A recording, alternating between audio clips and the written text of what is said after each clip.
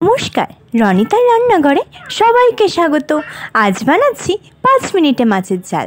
এই মাছের ঝাল বানাতে কিন্তু একদমই সময় কম লাগে। মাছের ঝাল বানানোর জন্য প্রথমেই মাছ ধুয়ে লবণ হলুদ মাখিয়ে কড়াইতে তেল দিয়ে তেলটা গরম হয়ে গেলে মাছগুলো একে একে তেলে ছেড়ে দিয়ে উল্টে পাল্টে লালচে করে ভেজে নামিয়ে নিলাম। মাছটা আমি একটু কড়া করেই ভেজেছি। অন্য আরেকটি কড়াইতে আরও কিছুটা সর্ষের তেল দিয়ে ফোড়নের জন্য চেরা কাঁচা লঙ্কা 5 ফোড়ন দিয়ে সর্ষে আর টমেটোর পেস্ট করে রেখেছিলাম সেটাকে জল দিয়ে দিলাম। ঝোলটা ফুটে গেলে ভেজে রাখা মাছগুলো দিয়ে নেড়ে চেড়ে ঝোলটা একটু ঘন হয়ে আসলে কাঁচা সর্ষের তেল ছড়িয়ে নামিয়ে নিলেই রেডি আজকের মাছের ঝাল। রান্নার ভিডিওটি ভালো লাগলে লাইক কমেন্ট শেয়ার করে পাশে থাকবেন। ইউটিউব থেকে দেখলে পেজটি সাবস্ক্রাইব করে দেবেন। ভালো থাকবেন, সুস্থ থাকবেন।